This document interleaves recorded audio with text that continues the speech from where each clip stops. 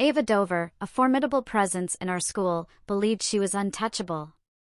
With top grades, head cheerleader status, and a demeanor that exuded superiority, she seemed to have it all. Her wealthy father only amplified her sense of entitlement. My name's Liam Grant, a 16-year-old junior, standing at 5 feet 7 inches with brown hair and green eyes. Living with just my mother after my sister's marriage, I pondered a plan.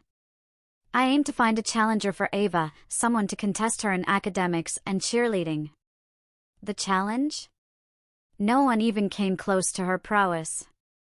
As the highest-ranked male student, short and lean, and from a modest background, I was her polar opposite. Despite many teachers' desire to humble her, none had found a way. During a conversation with Amelia, Chelsea, Brian, and Steve, Mrs. Wilson seemed to catch wind of our discussion. Though she walked away with a smile, she didn't utter a word, and I quickly forgot about it. As summer break drew near, Mrs. Wilson summoned the 5 of us to her office. "Liam, please close the door." Once seated, she addressed us directly. "I understand your desire to challenge Ava, but she's earned her accolades fairly. However, if you're adamant about finding a solution, considering we lack female contenders, it leaves us with only the boys. If you could identify someone as academically capable and willing to try out for the squad, perhaps convincing him to cross-dress, he could potentially enroll as a girl for senior year. But he must match Ava's intelligence." All eyes turned to me. "Not me." "Why me?" "No!" Chelsea protested, glancing between Amelia and me. "Yes, Liam is the one who could challenge her reign. And besides, only seniors can be prom queen. It's perfect." "Chelsea, no." "Yes." "Liam, we have the whole summer to transform you into a girl. Amelia and I will assist you." She turned to Brian and Steve, adding, "If you breathe a word about this." "Not a chance, Chelsea." "Ava destroyed all my books once, and I had to foot the bill," Steve concurred. "All right then. Liam, you're in." I still don't understand how it happened, but I was elected to undergo this transformation, destined to dethrone Ava. Despite my half-hearted protests, they were resolute. I somehow neglected to inform my mother about any of this. On the last day of school, I returned home as usual, walking with Chelsea the 4 blocks home. "I'll come over in a few hours, Liam." "All right, Chelsea. See you then." Entering the house, I found my mother in the company of Mrs. Wilson and Mrs. White, 2 of my teachers. "Liam, they've informed me that you'll be assuming a female identity for the summer and the following year. Why didn't you confide in me?" "I was scared, Mom, and I hoped it would go away. Your father served Mr. Dover for years, and when he died on the job, Mr. Dover didn't even send a condolence card. If you can humble his daughter, I want you to do it." It was the most furious I'd ever seen my mother. "The teachers collected some funds, Liam. We understand you'll need to buy some essentials." She handed me an envelope filled with cash. "It's $3,000, should suffice for your clothing needs." After shaking my mom's hand, they departed. "Brittany left quite a few belongings behind, Liam. Maybe we can find some items you can use." "Mom!" At that moment, the doorbell chimed, and Amelia and Chelsea entered, each carrying a small bag. "Ready to get started, Liam?" With everyone urging me on, I found myself capitulating, so I reluctantly nodded, and the 4 of us headed to my room. Chelsea began arranging things on the bed. "This is a complete outfit, from undergarments to outerwear, and it should fit you." Then Amelia laid out makeup, shoes, a bag of rollers, and a curling iron. "I reckon I can manage from here, girls. Why don't you return in 2 hours?" Chelsea and Amelia agreed and left me alone with my mother in my room. "I understand this might seem a bit unusual, Liam, but it could be an effective way to strike back at the Dover family. Their daughter has been spoiled rotten her whole life, and he's a tyrant. The only one with any decency in the family is his wife, and even she's intimidated by him. Mom perched on the bed, her eyes gleaming in a way I rarely witnessed. I want you to know, if you're dead set against this, I won't force you. It's tough to be someone you're not, and I understand if you think it's impossible. But I believe you can pull it off, and not only that, I think you might even start to enjoy it. For today, though, let us give you a makeover into a girl. If it turns out disastrous, we'll stop and reconsider. The final call will be yours, but let's make it after we've transformed you. Those twinkling blue eyes of hers got to me, and I agreed to let her make me into a girl that one time, just to see how I looked. As soon as I said okay, she told me to strip and began by smearing a cream all over me, as far as my briefs.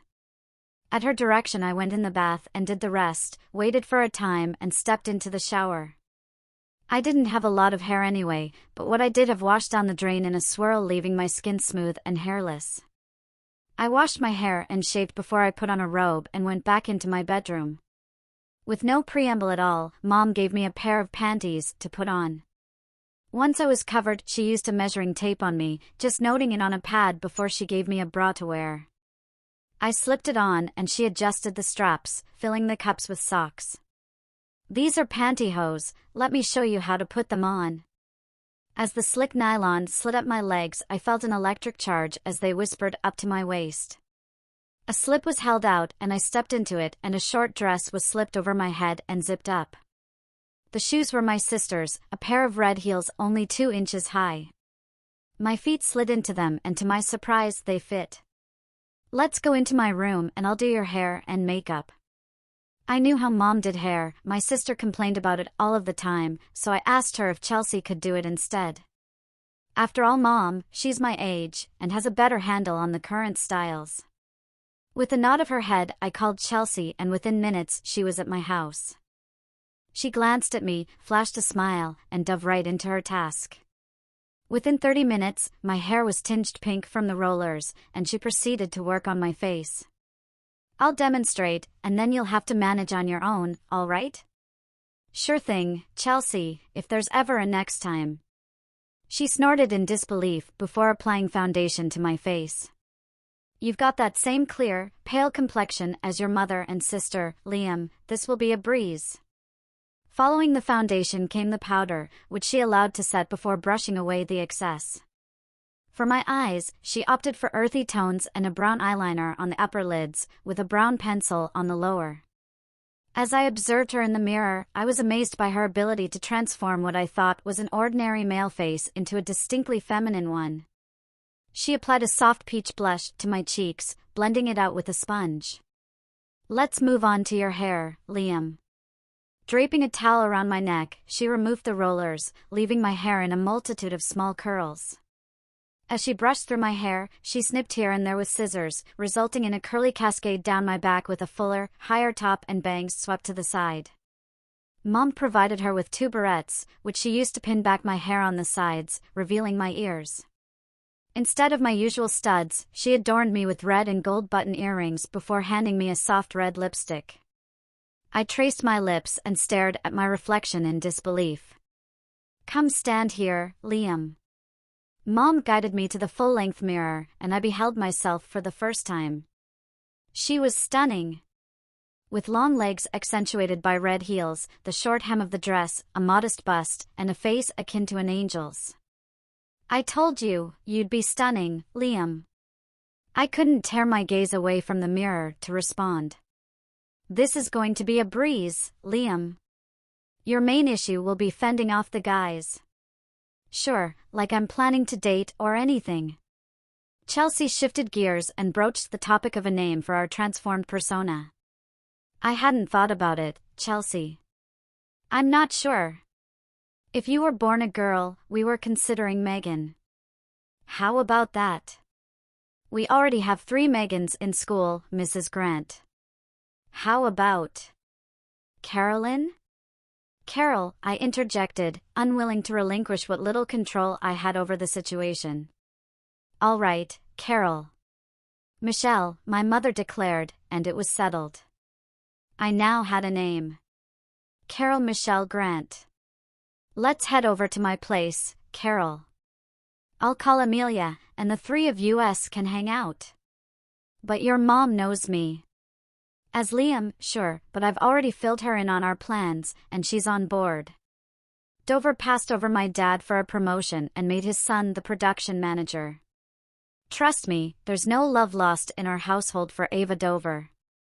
I glanced at Mom, and she encouraged me to go with Chelsea, because sooner or later, you'll need to step out of the house, and now's as good a time as any. But I'll grab you a purse, Carol. My mother fetched the red purse, slipped my wallet and lipstick inside, and gave me a peck on the cheek. Be back by dinner or give me a call, okay?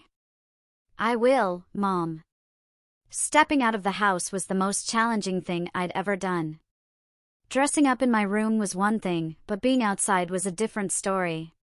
With Chelsea holding my hand, I ventured outside. As we strolled, I felt the skirt swaying, the nylons brushing against my legs, and the lingering taste of lipstick. See, no one's giving you strange looks, Carol. You're doing great. Just relax and enjoy it. We reached her house without incident, but when she introduced me to her mother, who'd known me since birth, all she did was give me a hug. You're quite pretty, Carol. Chelsea might need to watch out. Mom! Well, she really is quite pretty. I blushed, and Chelsea quickly ushered me to her bedroom. Entering the room, I was greeted by a sea of pink and white, dolls strewn about, and the scent of perfume and makeup wafting through the air. Ava's clever, Carol, and she'll likely track down where you live within a day or so. We need to fabricate a story. Liam went to stay with his aunt, and you moved into his house. It explains your newness, resemblance to your mother and sister, and why she can't uncover anything else about you. It sounded plausible, and I reluctantly agreed. But I haven't fully committed to this, Chelsea. True. But your appearance alone will make her rethink everything. I wasn't entirely convinced. Your mom mentioned you're a size 8, and I have a bunch of clothes that size I can't fit into anymore. Want to give them a try? I figured I might as well dive in, so I nodded in agreement. Amelia arrived about 2 hours later. I was clad in a mini-skirt, a sheer top, spiked heels, and bold makeup when she entered the room. Damn! You look amazing! Amelia, meet Carol Grant. I knew you could clean up nicely, but this is beyond my expectations. Still unsure of their sincerity and my impact, I remained silent. Chelsea briefed her on the fabricated backstory she concocted for me, and then Amelia dialed Brian. I only caught her end of the conversation, but it was enough to make me jittery. Brian, she's stunning. Round up Steve and meet us at the burger bin in 30 minutes. Yes, she'll be there. Her name's Carol. Bye. You better switch into something less provocative, Carol. Wear what you had on when you came over. Chelsea assisted me in changing, and soon I was back in the red dress, washing off my makeup. With Amelia and Chelsea's approval, I was pushed out the door and found myself standing in front of the local haunt, the burger bin. Amelia held the door open, and we stepped inside, settling at a table by the window. 10 minutes later, Brian and Steve strolled in with Danny, Amelia's boyfriend. When they settled into the booth, I found myself seated next to Brian, Chelsea next to Steve. Both Steve and Brian were aware of my true identity, and their reactions were priceless.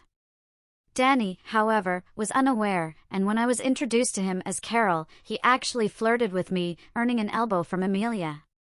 You look amazing, Carol. Thank you. I try. The first summer dance of the year is tomorrow. Why don't we all go? Danny, oblivious to my situation, assumed 3 boys, 3 girls, why not? Before I could respond, Chelsea agreed, and then she added, Brian, can you pick Carol up at her house? We'll all meet at the dance. Sure thing, Chelsea. Carol, is that all right with you? What else could I say? Of course, Brian. I'd appreciate that. I felt compelled to be courteous to protect myself, didn't I? Great. We should get going if we want to be ready on time. Dressy? Absolutely, my dear. I'll wear a suit if you like. Danny set the tone, and after we departed, Chelsea informed me that she had the perfect dress for me to borrow, complete with all the necessary undergarments, of course. You can take them home and get ready, and your mother can assist you with dressing. It was settled, and I found myself venturing further down this path. Leaving Chelsea's house, I carried a bag on my arm, my purse, and a small assortment of other items. When I recounted the events to Mom, she was thrilled. This is a great opportunity for the other kids to meet you, Carol. Let me see what you brought home.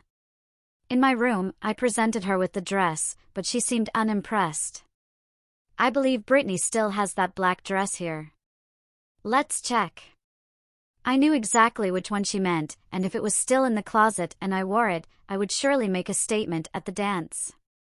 Mom located it, and as I began to carry it to my room, she suggested that I might want to move into Brittany's old room.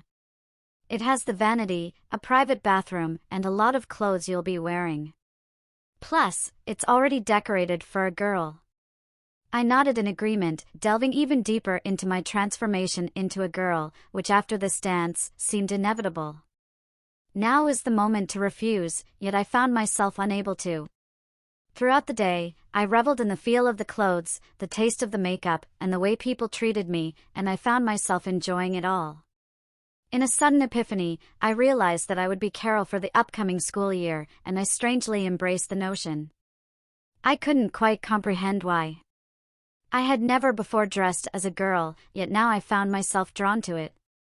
After Mom unzipped me from the dress, I stripped down and examined myself in the mirror.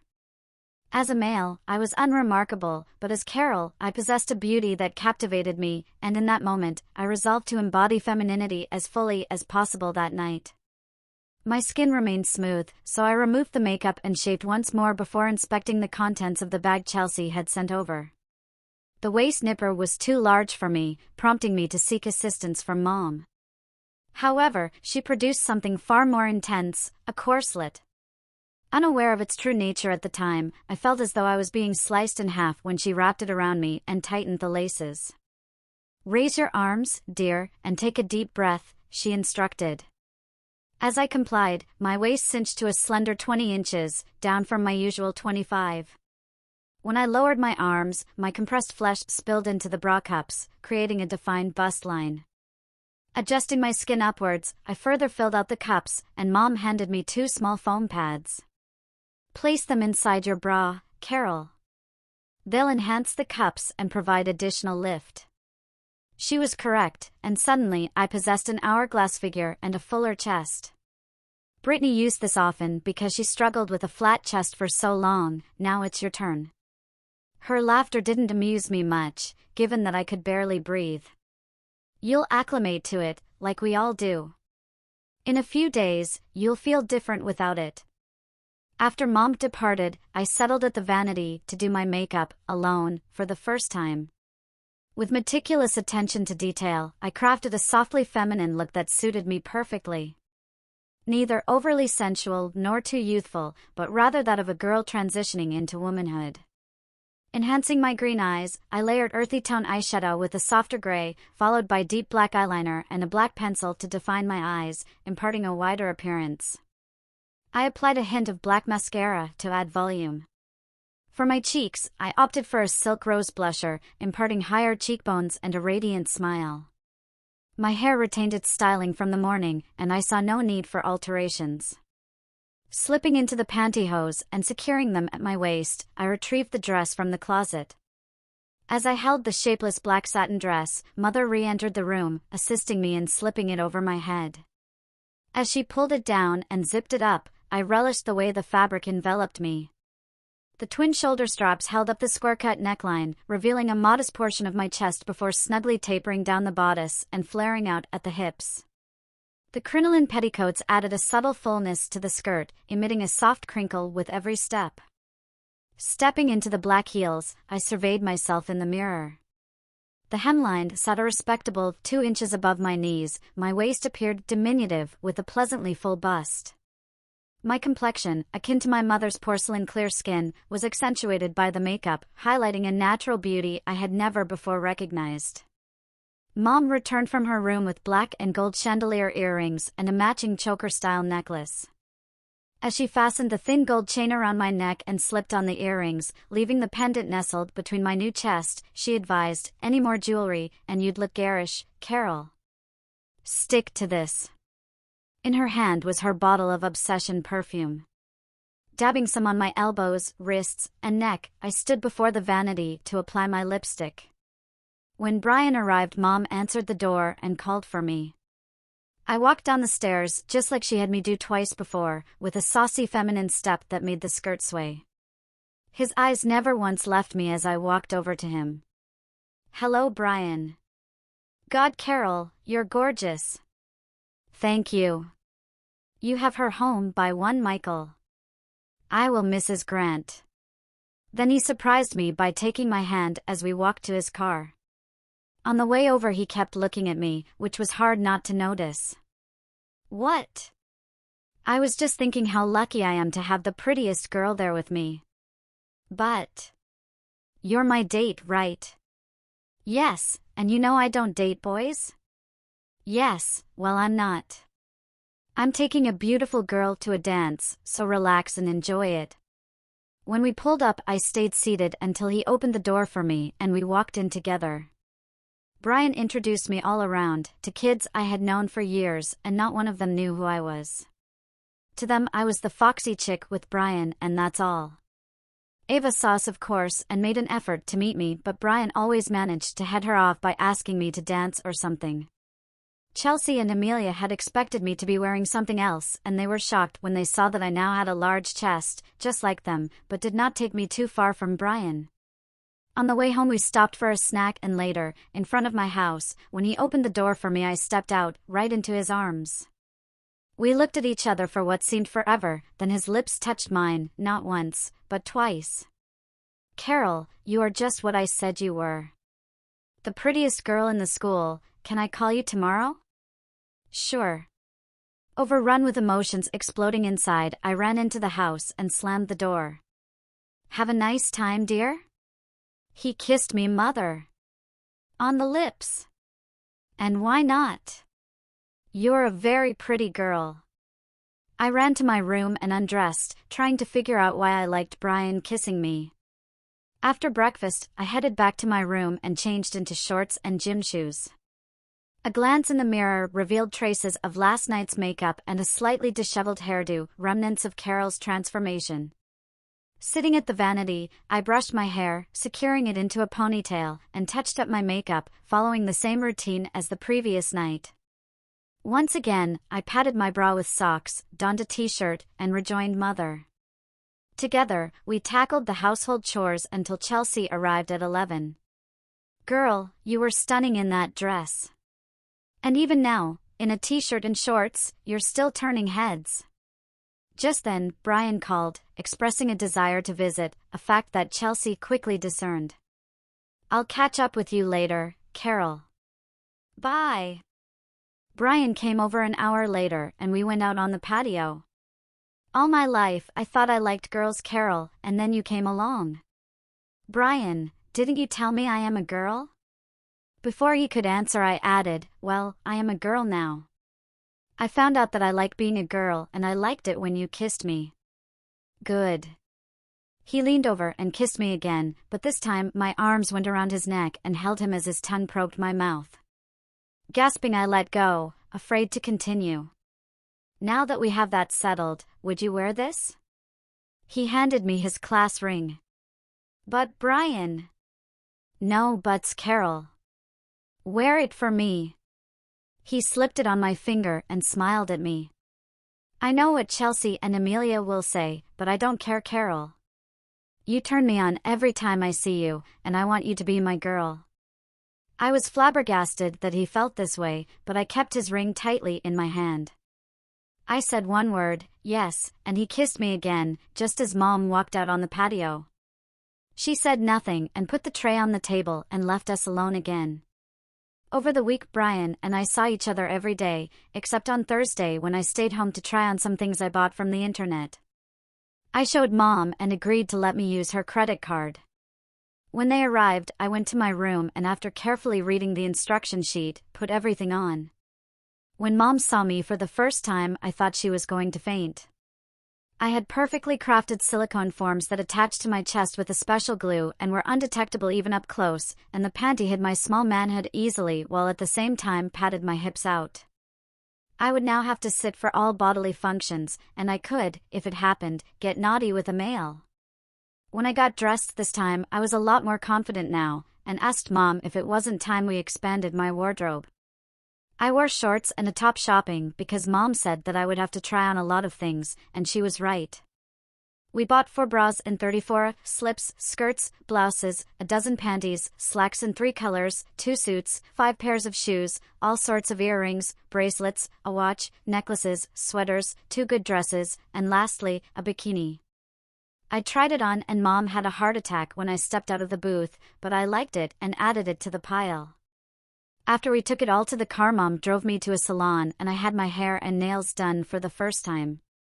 Mom told the girl what she wanted her to do, and I sat back and let her do it.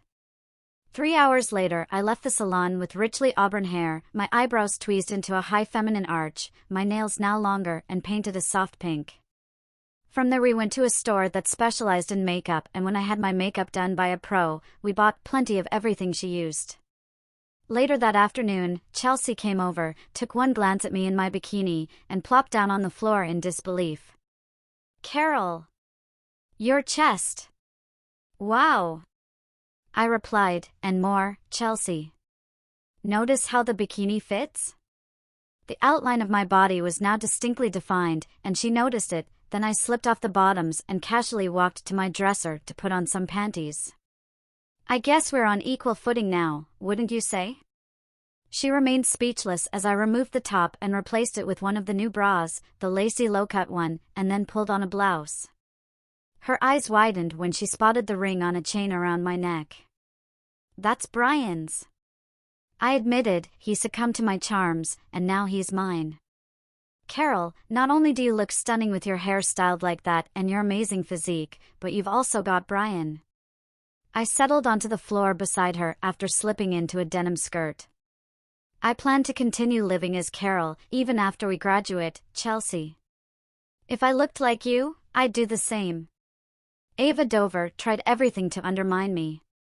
She flirted with Brian, spread gossip about me, and grew increasingly frustrated, but things took a turn for the better. When the school year began, I auditioned for the cheerleaders and not only secured a spot but was also chosen as the lead cheerleader by my peers. Then, when our grades were announced, I outperformed her, much to her dismay. Her attempts to win over Brian ceased once it became clear that we were a committed couple. By Christmas, I had fully embraced my female identity and started hormone therapy. In the spring, I was honored as the class valedictorian, and shortly afterward came the senior prom. No longer reliant on silicone forms, I shared a memorable evening with Brian, suggesting that we book a hotel room. After the dance, we enjoyed each other's company intimately, with my special panty proving its worth and my kisses bringing him immense pleasure. At the prom, I was crowned the school's queen, a moment that filled me with amusement as it reflected my true essence. As for Ava, she grew resentful, and not even her father's wealth could ease her bitterness. She had everything but lost it all to a crossdresser, all because of her snobbish attitude. Rumor has it that she's now attending a finishing school in Switzerland. Perhaps there, she'll learn valuable lessons about humility and understanding, lessons she failed to grasp here.